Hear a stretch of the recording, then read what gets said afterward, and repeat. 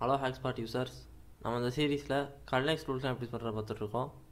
இந்த வீடியோவில் நம்ம என்ன பார்க்க போகிறோம்னா information gathering Dmitry deep magic information gathering tool.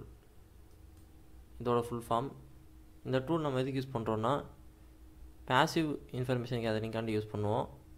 நம்ம எப்பயும் ஆக்டிவ் தான் பண்ணுவோம். சில டூல் தான் பேசிவில் இருக்கும். பேசிவில் அட்வான்டேஜ் என்னென்னா நம்ம அந்த டார்கெட் நம்ம எந்த ரெக்வெஸ்ட்டும் அனுப்ப மாட்டோம். அதனால் அவங்களுக்கு ஐடியாவே இருக்காது.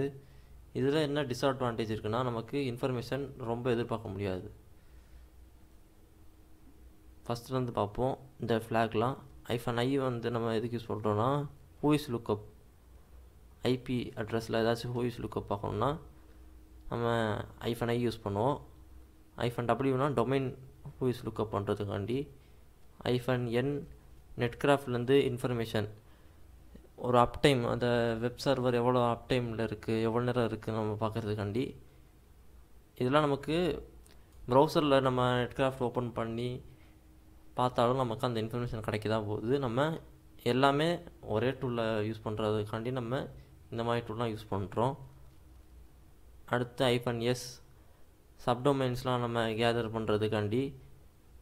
-e நம்ம எது யூஸ் பண்ணுறோன்னா இமெயில் அட்ரஸ், அந்த டொமைனில் ஏதாச்சும் இமெயில் அட்ரஸ் கிராப் பண்ண முடியுதுன்னா அதை நம்ம கிராப் பண்ணுறதுக்காண்டி யூஸ் பண்ணுறோம். அடுத்து நம்ம -e இமெயில் அட்ரஸ் பார்த்துட்டோம். -p எதுக்கு யூஸ் பண்ணோம்னா டிசிபிக்காண்டி, டிசிபி போர்ட்ஸ் அந்த எத்தனை ஓப்பனில் இருக்குது நம்ம ஸ்கேன் பண்ணி பார்க்குறதுக்காண்டி யூஸ் பண்ணுவோம். இப்போ நம்ம எக்ஸாம்பிள் பார்ப்போம்.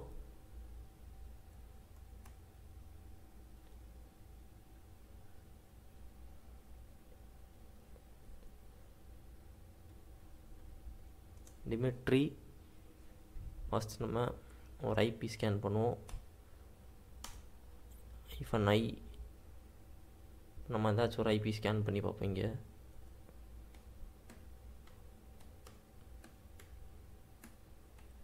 நான் ரவுட்டர் ஸ்கேன் பண்ணி பார்க்குறேன். பாருங்கள், நமக்கு ஹூஇஸ் இன்ஃபர்மேஷன் அதில் வந்து என்னென்ன கேர் பண்ண முடியுமோ அதெல்லாம் கிராப் பண்ணி நமக்கு இன்ஃபர்மேஷன் கொடுக்கும்.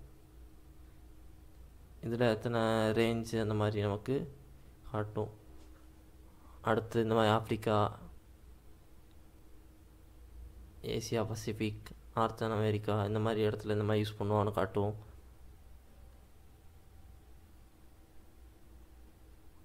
இந்த மாதிரி நமக்கு ஹூஇஸ் இன்ஃபர்மேஷன் இது -i யூஸ் பண்ணால் ஐபி அட்ரஸ்க்காண்டி யூஸ் பண்ணுவோம். -w நம்ம டொமைன் நம்ம இன்ஸ்டேட் பண்ணலாம். டார்கெட் நம்ம டொமைன் கொடுக்கலாம்.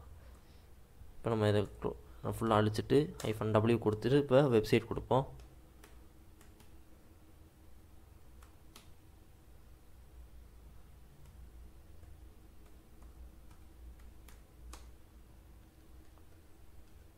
இப்போ நமக்கு இதில் வந்து நான் கேதர் பண்ணி கொடுக்கும். பாருங்கள், டொமைன் நேம், அடுத்து ரெஜிஸ்ட்ரேஷன் டொமைன் ஐடி, இது முக்கியமானது. இந்த ஐடி. அடுத்து ஹூஇஸ் சர்வர் ரெஜிஸ்ட்ரேட்டர் வந்து நமக்கு கோடாடி ரெஜிஸ்ட்ரேட்டர் யூஆர்எல். இந்த பாருங்கள், கோடாடிலேருந்து நமக்கு ரெஜிஸ்டர் பண்ணியிருக்காங்கன்னு காட்டுது. அடுத்து அப்டேட்டட் டேட், கிரியேட்டட் டேட், அடுத்து எக்ஸ்பைரி டேட்டு, அடுத்து கோடாடி ரெஜிஸ்ட்ரேட்டர் ஐடி 4146. அடுத்து இந்த மாதிரி நமக்கு இமெயில் அட்ரஸ், அவங்க ரெஜிஸ்ட்ரேட்டர் பண்ணுற இமெயில் அட்ரஸ்ஸு, அடுத்து அவங்க கான்டாக்ட் நம்பர், இந்த மாதிரி நமக்கு இன்ஃபர்மேஷன் கேதர் பண்ணி கொடுக்கும். நேம் சர்வர் NSS1, இந்த மாதிரி நமக்கு இன்ஃபர்மேஷன் ஹூஇஸ் இன்ஃபர்மேஷன் நமக்கு கேதர் பண்ணி கொடுக்கும். -w -n எதுக்கு யூஸ் பண்ணோம்னா நெட்கிராஃப்ட் இன்ஃபர்மேஷன் கேதர் பண்ணுறதுக்காண்டி.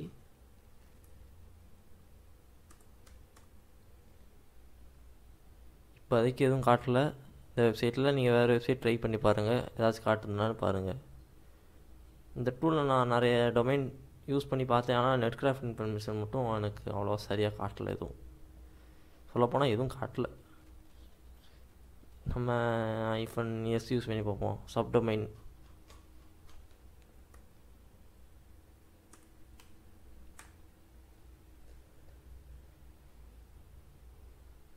சப்டொமைன் நமக்கு எலிமினேட் பண்ணி கொடுக்கும். நம்ம வேறு ஏதாச்சும் ஒரு வெப்சைட் போட்டு பார்ப்போம். இதில் bing.com வருதான்னு பார்ப்போம். பாருங்கள், இதில் சப்டொமைன் ஆல்ரெடி நமக்கு எடுத்து கொடுக்கும். இந்த மாதிரி என்ன சப்டொமைன் நமக்கு இருக்குன்னு இந்த மாதிரி காட்டும். google.com போட்டு பார்ப்போம்.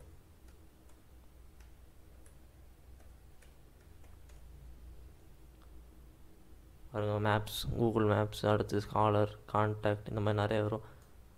கூகுள் நிறைய சப்டொமைன் இருக்கனால நமக்கு இந்த மாதிரி ஃபுல்லாக எடுத்து காட்டிடும்.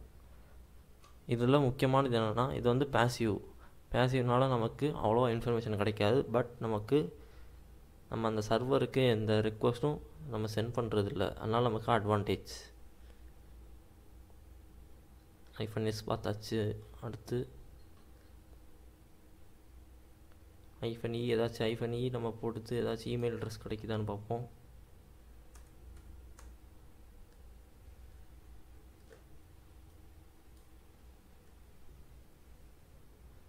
-e எதுக்கு யூஸ் பண்ணுறோன்னா, இமெயில் கிராப் பண்ணுறதுக்காண்டி. நமக்கு இப்போதைக்கு கொஞ்சம் இமெயில் கிடச்சிருக்கு.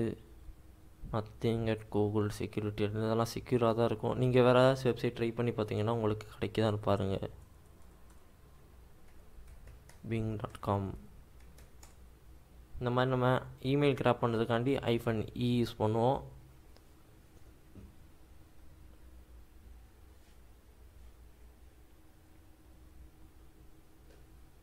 அடுத்து நம்ம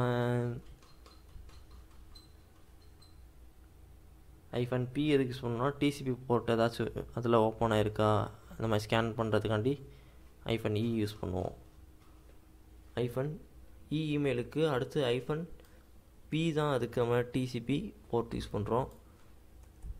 -p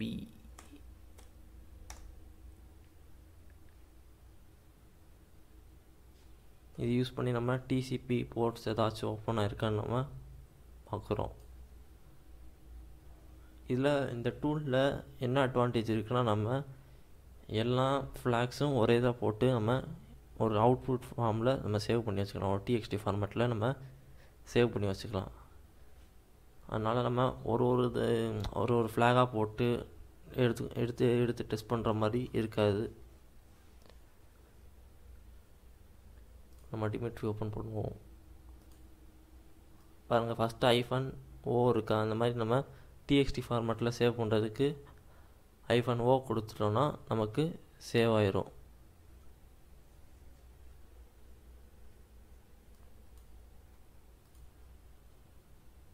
ஸ்லோவாக இருக்குது, இது லோட் ஆகட்டும். இது அடுத்து நம்ம -o கொடுக்குற முன்னாடி நம்ம இந்த ஃப்ளாகெல்லாம் நம்ம ஒரேதாக சேர்த்து கொடுத்துட்டோன்னா நமக்கு இந்த இன்ஃபர்மேஷன்லாம் ஒரேதாக கிராப் பண்ணி நமக்கு கொடுத்துரும். Ctrl+C கொடுத்துருவோம். நம்ம லோக்கல் ஹோஸ்ட்டில் ஏதாச்சும் கொடுப்போம்.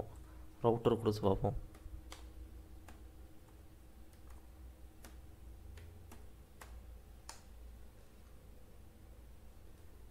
இது ரொம்ப சிம்பிளான டூல் தான். ஃப்ளாக்ஸ் அவ்வளோதான் இருக்கும். நீங்கள் யூஸ் பண்ணி பார்த்தா உங்களுக்கு புரிஞ்சிடும். பாருங்கள், இப்போ இந்த மாதிரி ஓப்பன் ஆகிருக்கு, டிசிபி ஓப்பன் ஆகிருக்கு, 80 போர்ட்டில் இந்த மாதிரி ஓப்பன் ஆகிருக்கு நமக்கு காட்டிடும். இப்போ நம்ம கடைசியாக ஒரே ஒரு எக்ஸாம்பிள் மட்டும் பார்த்துருவோம். dmitry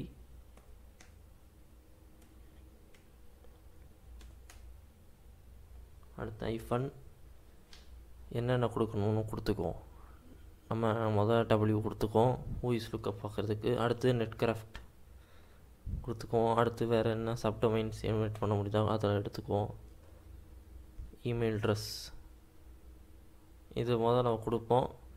இந்த மாதிரி நீங்கள் எல்லாம் இந்த டொமைனில் வேணும்னா அதெல்லாம் கொடுத்து நம்ம இந்த ஃப்ளாக்ஸ்லாம் மொத்தம் அப்படியே நம்ம கொடுத்துடலாம். நீங்கள் ஸ்பேஸ் விடவோ இல்லைனா தனித்தனியாக ஃப்ளாக் போடவோ இல்லைனா நம்ம கமா கொடுக்கவோ தேவையில்லை. கண்டினியூஸாக ஒரு ஃப்ளாக் கொடுத்து நம்ம இந்த மாதிரி கொடுத்துடலாம். அடுத்து -o அவுட்புட் சேவ் பண்ணோம்னா நீங்கள் இந்த மாதிரி கொடுத்துக்கோங்க, இல்லைனா தேவையில்லை. இங்கே நம்ம -o கொடுத்துட்டு நம்ம இங்கே பாருங்கள் எக்ஸாம்பிளில் கொடுத்துருப்பாங்க -o. அடுத்து இங்கே நம்ம txt அந்த ஃபைல் நேம் கொடுக்கணும். அடுத்து தான் ஹோஸ்ட் கொடுக்கணும். மித்த நிறைய டூலில் இந்த மாதிரி தான் இருக்கும். ஃபஸ்ட்டு நம்ம அந்த கமெண்ட்ஸ் எல்லாம் கொடுத்துட்டு கடைசியில் அவுட்புட் கொடுக்குற மாதிரி இருக்கும். இந்த டூலில் ஃபஸ்ட்டு -o கொடுத்து இந்த மாதிரி கொடுக்குற மாதிரி இருக்கும். இப்போ நம்ம அவுட்புட் சேவ் பண்ணுற முன்னாடி நம்ம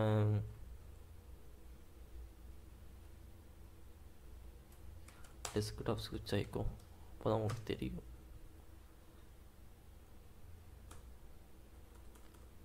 -w -n -e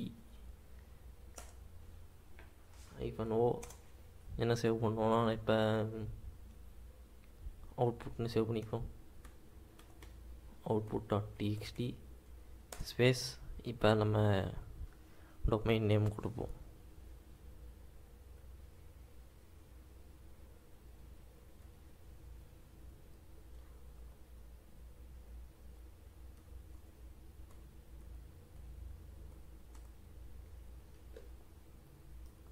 நமக்கு இப்போ இந்த ஃப்ளாக் எல்லாம் மொத்தமாக நமக்கு கேப்சர் பண்ணி கொடுத்துரும்.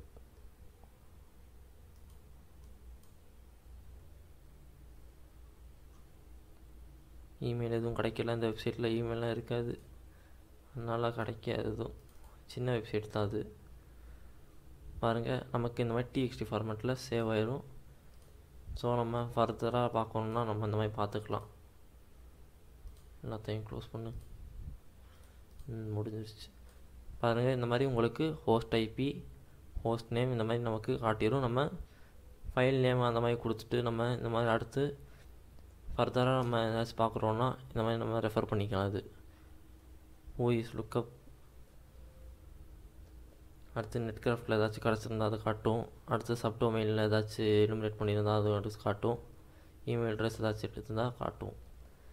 இந்த மாதிரி இந்த டூல் யூஸ் பண்ணி நம்ம பாசிவ் இன்ஃபர்மேஷன் கேதரிங் பண்ணலாம். இந்த டூல் வந்து அவ்வளோவா பவர்ஃபுல்லான டூல்னு சொல்ல முடியாது, பட் பாசிவ்னால் நமக்கு கொஞ்சம் யூஸ்ஃபுல்லாக இருக்கும். கண்டிப்பாக நீங்கள் இந்த ஃப்ளாக்ஸ்லாம் யூஸ் பண்ணி பாருங்கள். கொஞ்சம் ஃப்ளாக்ஸ் தான் இருக்குது, அதனால நம்ம கண்டிப்பாக யூஸ் பண்ணி பார்க்கலாம். சிம்பிளான டூல் தான் இது, கண்டிப்பாக யூஸ் பண்ணி பாருங்கள்.